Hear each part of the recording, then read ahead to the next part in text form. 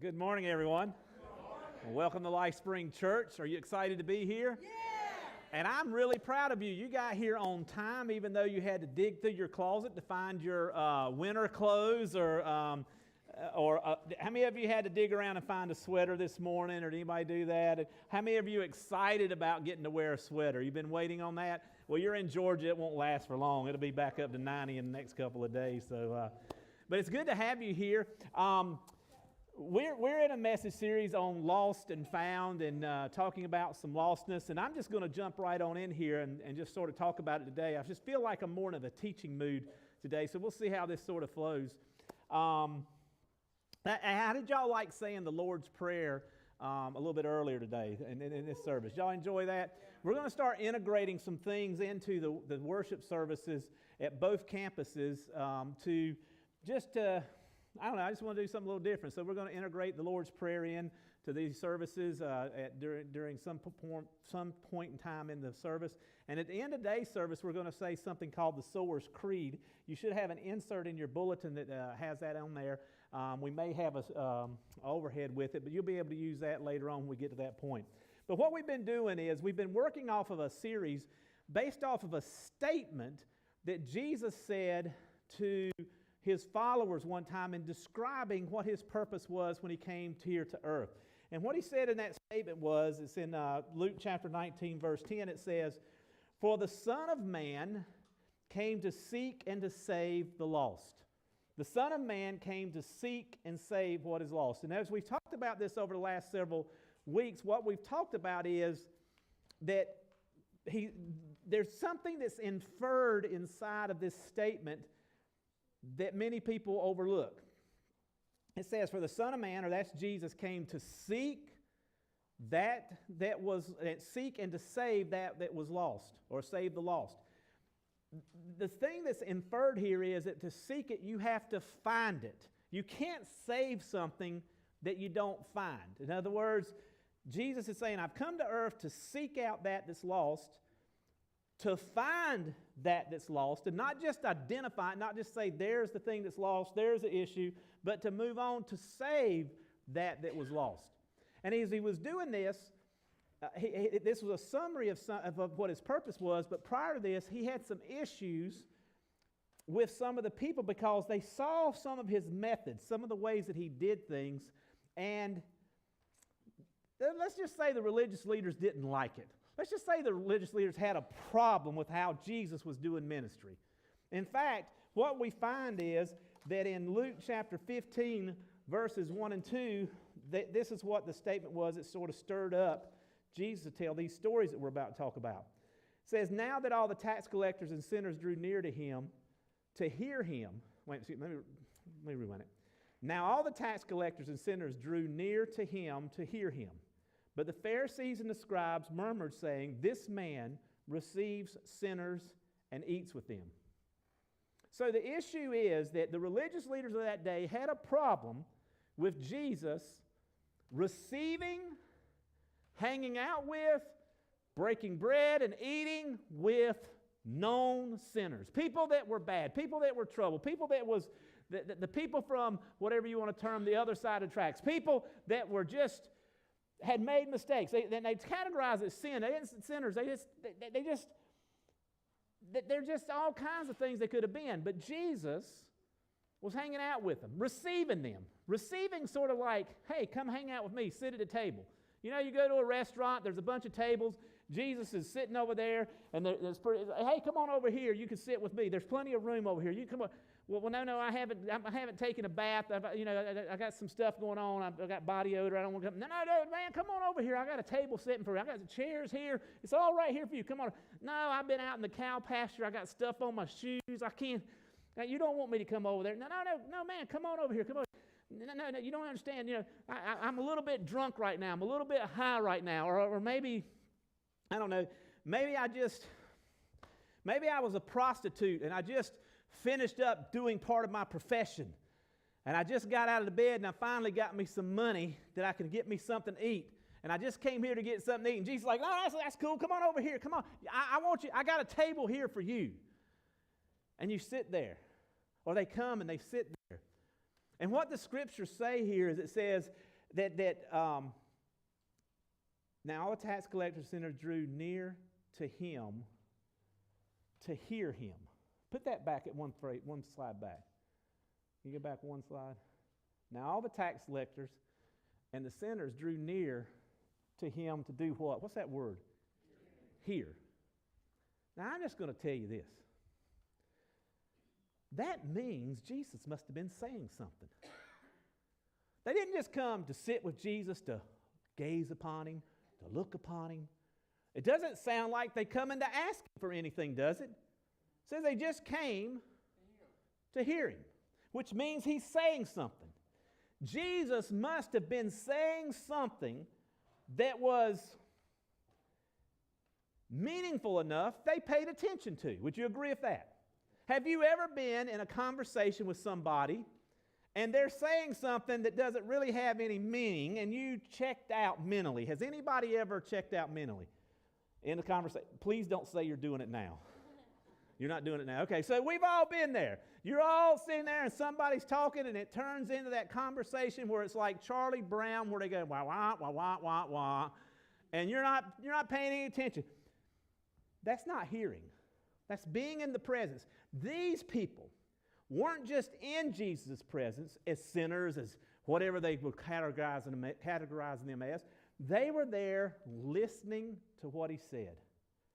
Let me tell you, if they were checking out mentally, he would probably picked up on that. Or in that day and time, if you're not saying something I want to hear, I just get up and leave. But they're listening. Now the religious leaders witness this.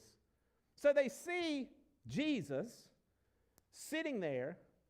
They hear him saying something to those people, but all they can see is these categories of people. Tax collectors and sinners. They can't hear what Jesus is saying, or they refuse to hear what Jesus is saying. They're just looking at what it looks like. He's just hanging out with them bad people. He's just doing, you know, if you hang out with sinners, it rubs off on you. If you hang out with lost people, you'll become lost. And so they're making all these judgmental things on him. Bothered Jesus. Bothered Jesus to the point he tells not just one parable, which is a story that has some divine or revelation type things of what God intends or desires. He didn't tell him just one parable. He didn't just tell him two parables. He told him three parables that had four different things coming out of them. Now, in the previous couple of weeks, we've talked about the first two parables. First parable was the parable of the lost sheep. He had 100 sheep. One of the sheep wandered off. And when he got wandered off, it left. I don't know why it left. It just wandered off. It just got to do its own thing. You know how sheep are. They just want to be their own thing. I just got to be my own person. I got to be my own sheep. I don't need to be with the 99. I don't know. But it wanders off. And this shepherd cared so much for the sheep, he left the 99 in care of someone else. And he travels and goes after the sheep. And we learned that over the last couple of weeks, we learned that that shepherd would go until he found it. He would not stop until he found what was lost. He's going to keep searching and not just find it and identify it. Remember, lost and found. Find and identify it. When he finds that sheep, he picks it up and he saves it from its lostness and brings it back. And he doesn't just bring it back. He's celebrating on the way privately with that sheep. And when he gets back, he celebrates corporately with others. And it's a big deal.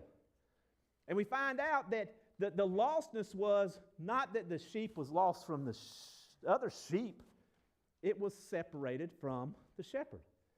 And then Jesus tells a second parable. He tells a parable about a woman has 10 coins of great value and loses one of those coins. We talked about it being maybe a dowry of some time, where it's more than just the value of the coins that mattered. It was all that her family had saved up for her, basically her inheritance, if you will, her future, if you would. And that was given to her somewhere or another. Her parents did. She had it on a dowry, and she loses one of those. And it means a lot. It says when that's lost, he begins to describe, she lights a lamp in the house. Meaning that we inferred that means that she wasn't looking with the lamp before that. That she was, and we said that the last couple of weeks, we said that's how people do in this life. We lose something. We lose a piece of ourselves. We lose our pride. We lose our moral standing. We lose a lot of things in our life, and we search all over, but maybe not with the light of God, not with the lamp of God, not with the Word. And said after she lit the lamp, that she began to sweep away the dust on the floor to find this coin. And as she swept these things away, she's sweeping away maybe the stuff that's covered it up. And maybe there's people in this room, and maybe there's people in this world who life has just covered them up with stuff. And covered them up where you can't be found, or you're not sure you can be found, or you're lost, and nobody's going to look for me. And I'm underneath this stuff. I'm just burdens and burdens, debts, destructive stuff, whatever's going on in my life that's got me covered up. But says this one sweeps it away and searches carefully down there until they find it. Both like the first parable, they don't stop until they find it. And when she finds it, said the woman would celebrate privately, and then she left the house and would go tell her friends, I found my coin. All of these things are building. Jesus is telling one parable to sort of get you hooked. Now he's got the hook in. He's sort of reeling you in. And as he hooks you in, he tells another parable to start telling you these truths.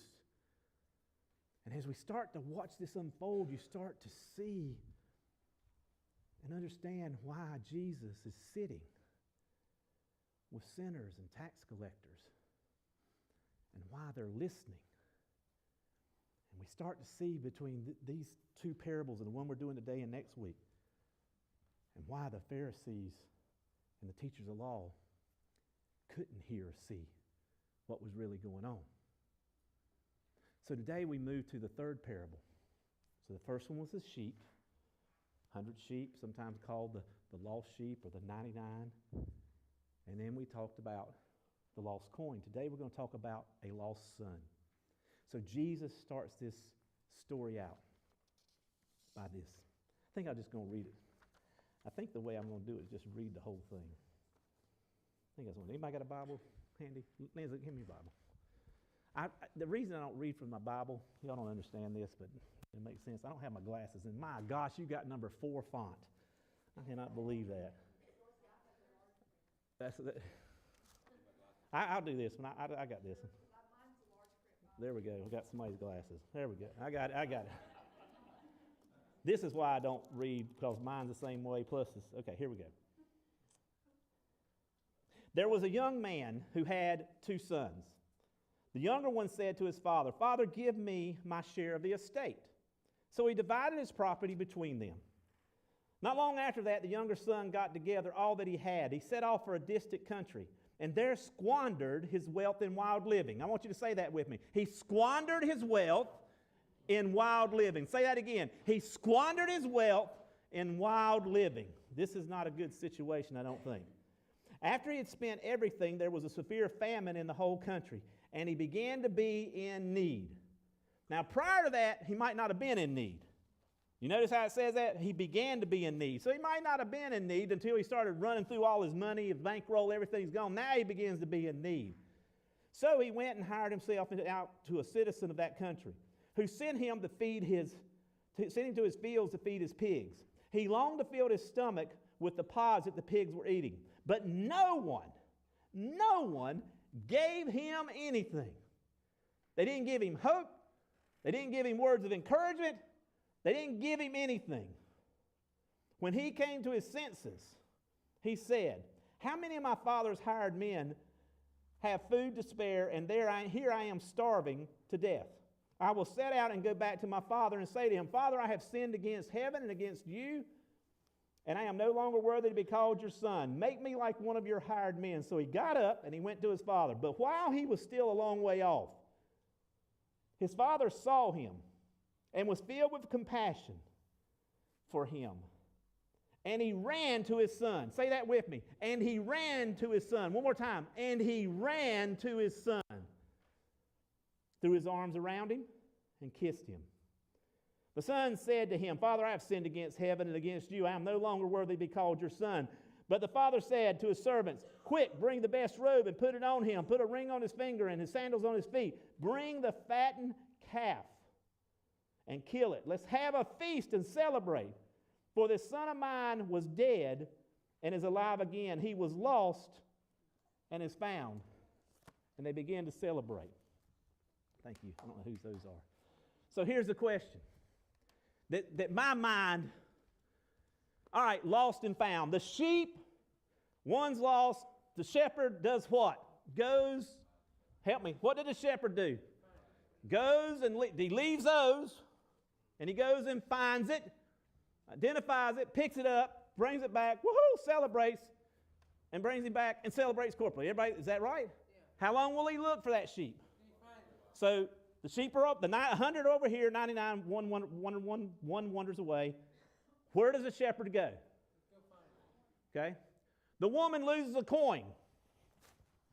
I got my 10, I got 9, but she leaves the 99, or maybe she has 9, or the 9, but she goes to look for the 1. She lights the lamp, she sweeps the floor, she gets down carefully. So her focus is not on the 9, is it? It's on the 1. How long will she search? Until she finds it. So then answer me this. Why doesn't the father go after his son when he leaves? Why doesn't the father chase after his son when he leaves with his money? But yet, when his son's coming back, he runs to him. Why doesn't the father chase after him, but yet will run to him? And are those the same things? Because I don't think they are. Something is in here that Jesus is telling those people who happen to be the ones sitting at his coffee table right there, all the sinners and all those, but he's also telling all them around there, and these guys are hearing it because they've been hearing everything he's been saying up until that point.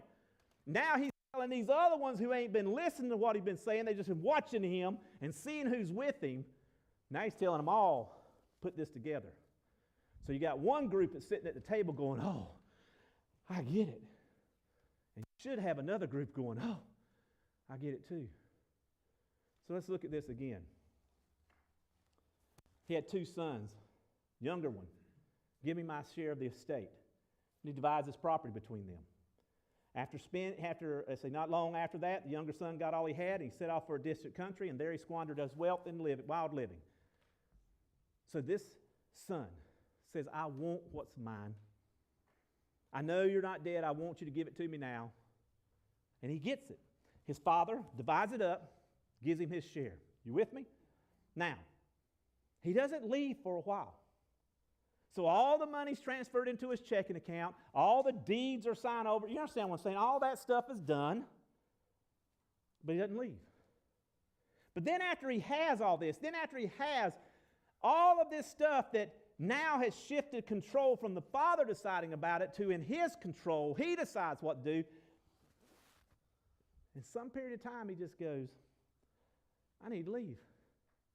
I think I need to go home. I think I need to just try out this world. And I don't know how many of you have ever gotten advice from your parents or your grandparents? How many of you ever thought you knew better than your parents or grandparents? How many of you have ever tried to prove to your parents or grandparents that you knew more than your parents or grandparents? And how many of you fell on your face in some form or fashion if you tried that? Right? We've all been there. Don't turn that more than 3 turns to the right or you'll break the nut off when you're screwing it in there. 1, 2, 3, 4. Did you break that nut? Nope, didn't do it. Mike, can you come help me get this fixed? You know, anybody ever been there, done something you were told not to do and then try to cover it up? We've all been there. Don't do that or don't treat, whatever it is, we've all done that. Maybe this guy starts to feel like, I've been with Daddy for a long time, but now I've got this money. I think I can handle this on my own. I think I can do this.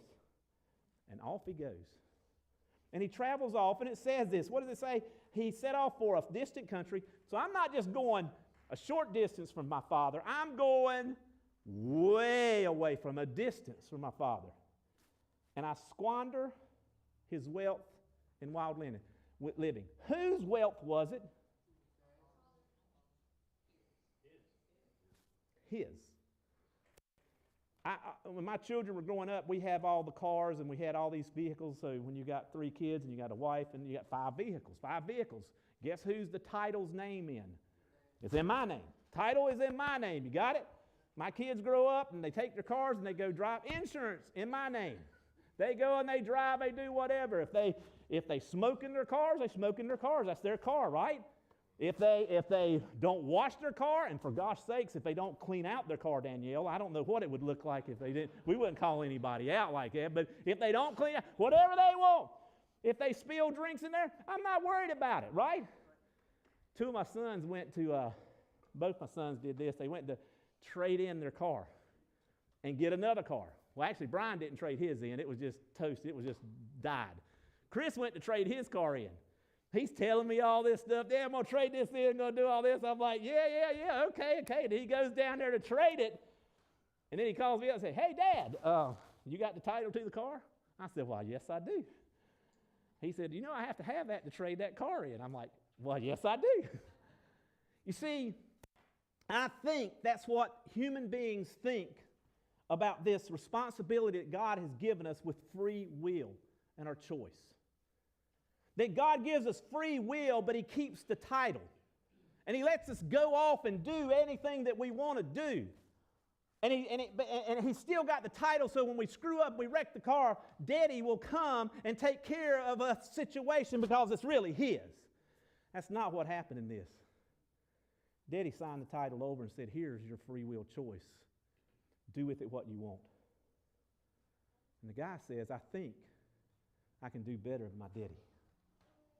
And he goes off and he squanders his wealth now. Not his father's any longer. It's his wealth. It's his dowry. It's his heritage. He squanders it away on wild living. Now, I just want to ask you this. When he was at his father's home, do you think the wild living people were always out there? No, they didn't exist. So the wild living people didn't exist till he left home. That's not true. Wild living people are out there all the time. They're out there all the time waiting for people to come and share in that wild living. Do you think his daddy had the opportunity to do wild living?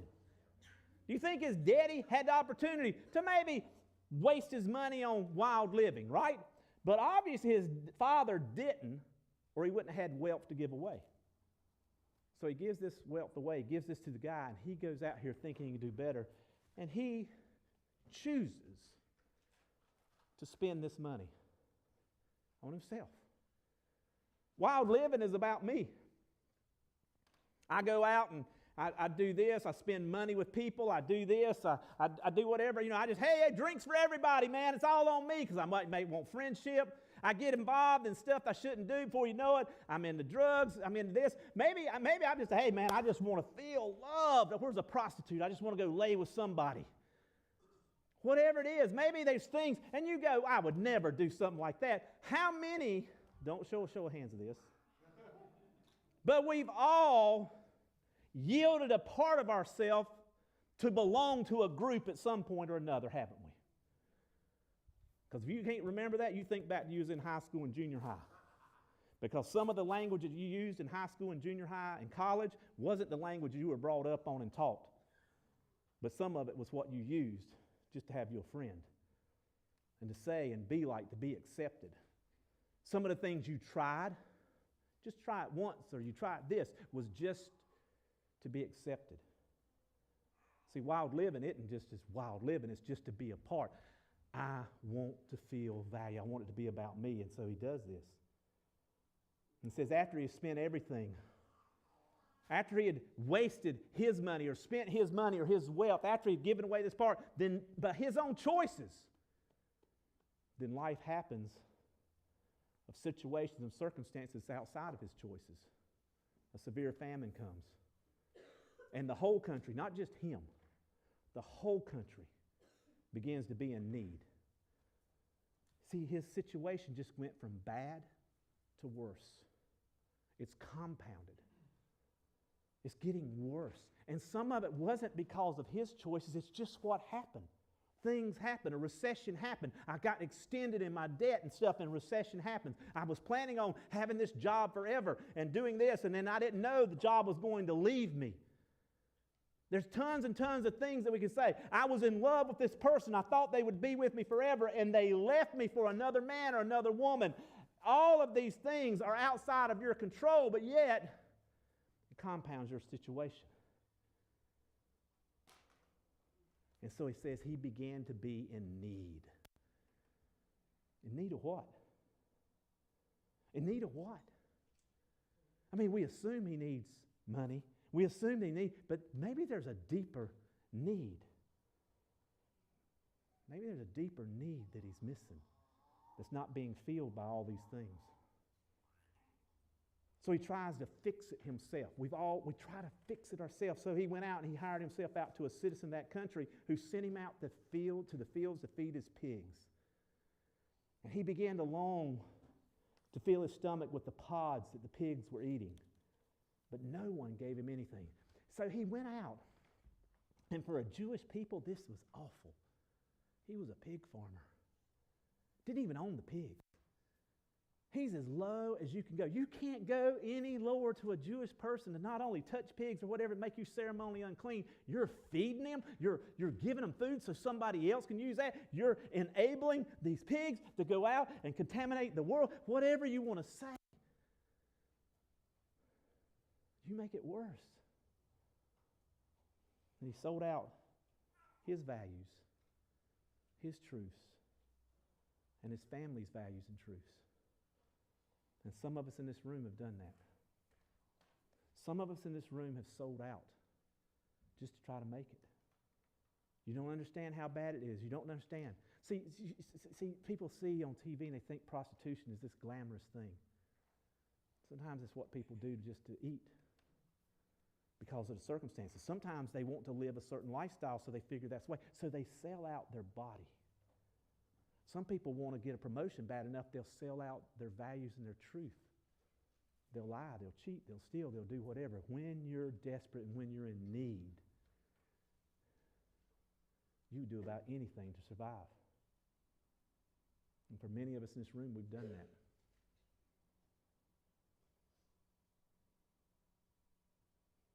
And so he begins to realize something. Something happens. The verses say that when he came to his senses. See, prior to this, he's given up his self-esteem. His choices have led him to this place where he's trying to fix things, but he's selling out everything. He can't get it better. He's abandoned his family and friends. He can't do anything. It's all about him. I don't worry about anything. I just need to eat. I just need to survive. And he finds out in that moment the harsh truth of life away from the Father. No one cares for me like my Father does. No one has compassion or mercy like the Father does. No one values me like my Father does. Everyone around me just sees me as an object and not a person. I'm just a means to their end. And he processes this, and he's sitting there with pig poop smell up on him. And just being around that, he's processing this in the middle of the desperate times. He's processing this thing. And it says a shift happened when he came to his senses. Do you see that first word? What's the first word? That is different for every human being on this earth. Your win and my win and Preston's win and Mike's win and somebody else's win. Our wins are different times. But at some point in time, we all come to our senses. Now you can think this is about one part of your life or your whole life, but it is. But inside of your whole life are all these components of your life. And for most of us, we may be in a position where We haven't stolen or cheated or done things like that, or maybe we haven't killed, or maybe we haven't done prostitution, or maybe we're not an alcoholic, or maybe we don't deal with these things. But there's bits and pieces of our pride, our selfishness that we still have a problem with, that we haven't realized this. And when, maybe just around the corner, or maybe a long while off, because maybe you keep thinking you can do it by yourself. But it says when he came to his senses, he begins to think in reality. He starts going, how many of my father's friends, how many of my father's hired servants have food to spare? I mean, I'm just thinking back when I used to, man, they had food, leftover food. Here I am feeding a pig. Here I am starving to death. I will set out and go to my father and say, now listen to what he says. Father, I have sinned against heaven and against you. Father, I've sinned against heaven and you. Now, when I put those two together, I start to put in my mind where this guy comes to. When he came to his senses, he realized all this I've been doing about me has really been a sin against my Father and against heaven. When I take the free will choice that God gives me in this life to do whatever I please with my money, my time, my talents, and my gifts, and I take those and spend them on me in selfish things, in selfish ways, I'm not just sinning against myself. I'm not just hurting me. I'm not just hurting those potential people that I could take some of my wealth, some of my time, some of my gifts, some of my talent, some of my service, and help other people. I'm not just sinning against them. I am ultimately sinning against the Father who gave me that free will, who gave me that free choice. I am sinning not just and hurting not just me, not just the others. I am a sinner against my Father and against heaven. He came to his senses. And that's his revelation. This isn't about me. You see, this stuff is just coming to me when I'm thinking about this. I'm just going to bend over and talk like this. You see, when the Father has enough to feed the servants, his wealth provides for others. And that's all he wanted his son to do. He wanted his son to be that thing that when he's dead and he's gone, when the Father is gone, you will be my legacy, because you will know that it's not all about you, that you need to be successful. You need to take care of what you got, because others, whether they're your servants or whether they're your children, need that to live. And when you fail to do those things, others are going to die and be lost for a long time.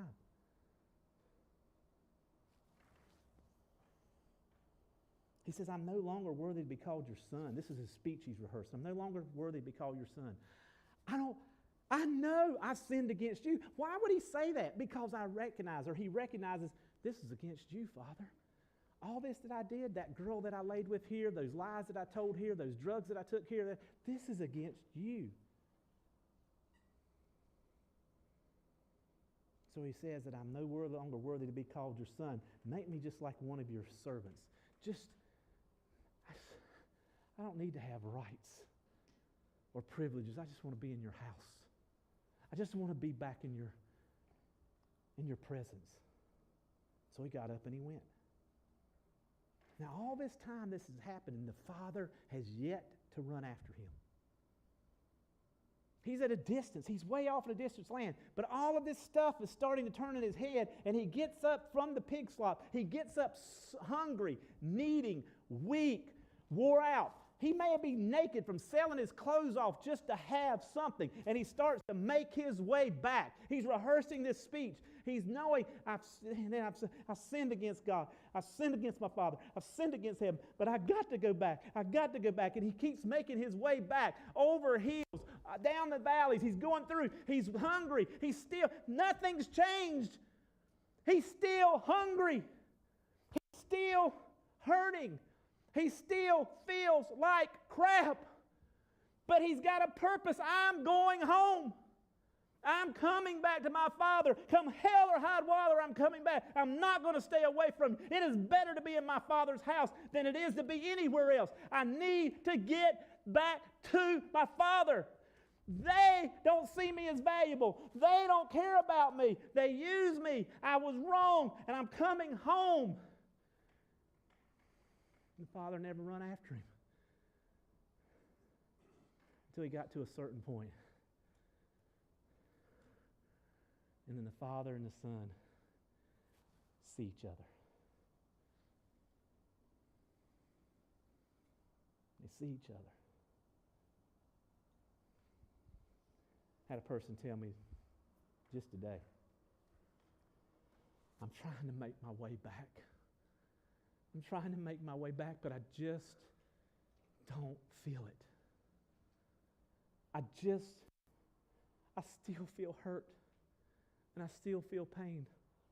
I can't feel it, and I'm praying, and I can't feel it, and I can't sense it, and I'm feeling it, and stuff's still going wrong, and I'm feeling it, and I can't make the right decision. I'm feeling it, and I don't pray like I should, and I'm feeling it, and I don't feel it, and I just don't know.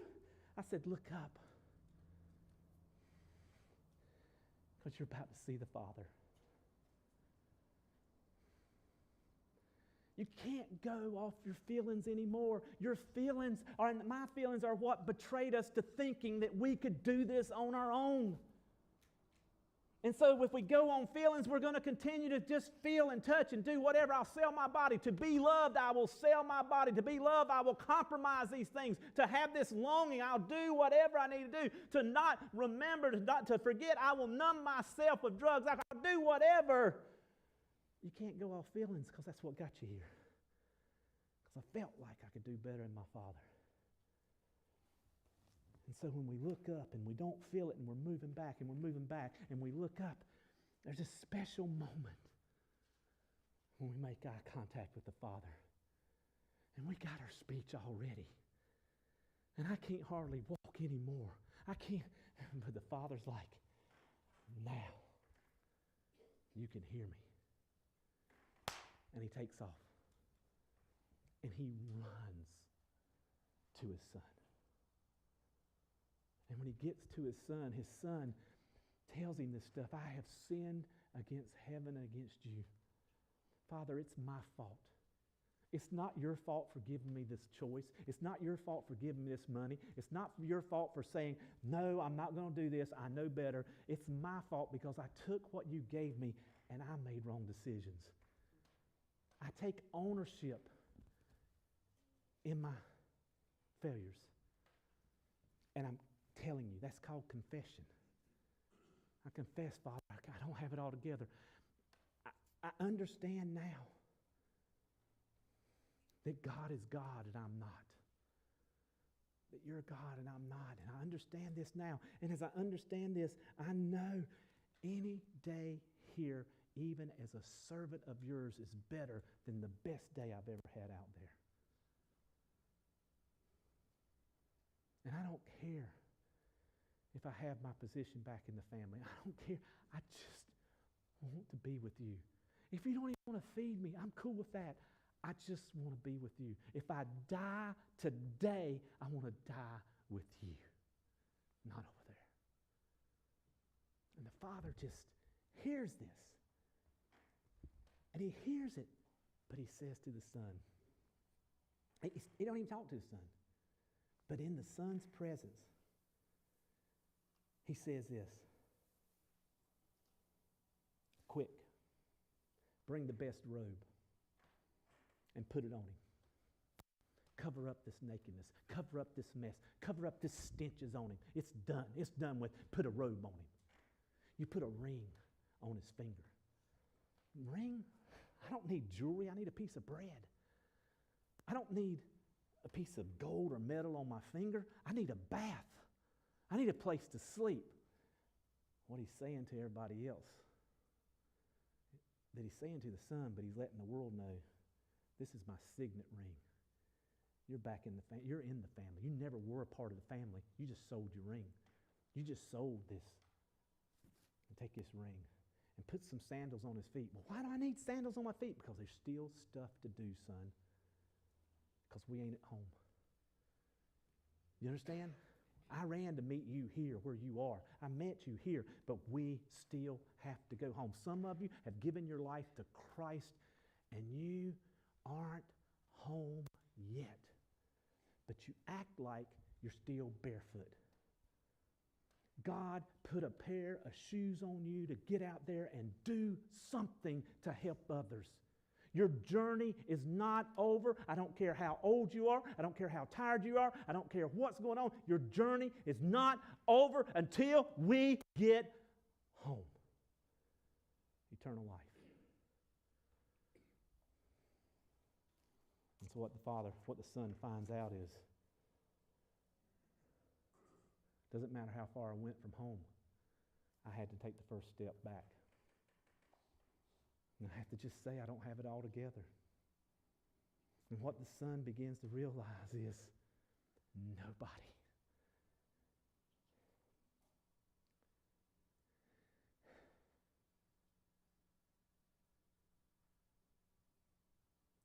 Nobody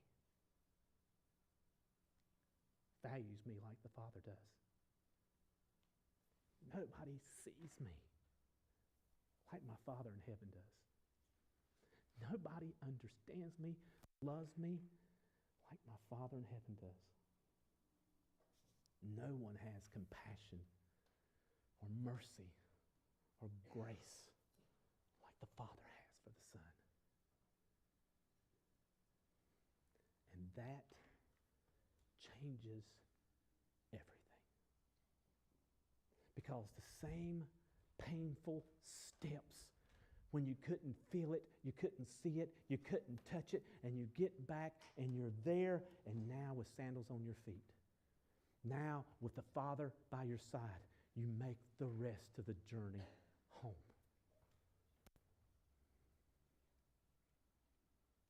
So where are you at in this story?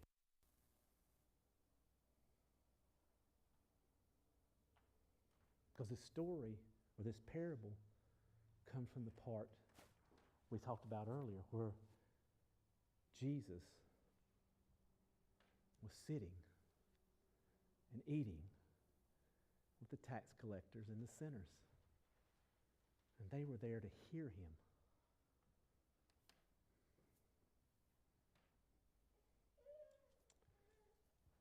Maybe Jesus is with them, not for them to pull him into their mess, but you're seeing Jesus in the process of putting a robe back on them, putting a ring on their finger, putting sandals on their feet, even when the religious people are saying, no, they ain't worth it. Jesus is like, don't you listen to them.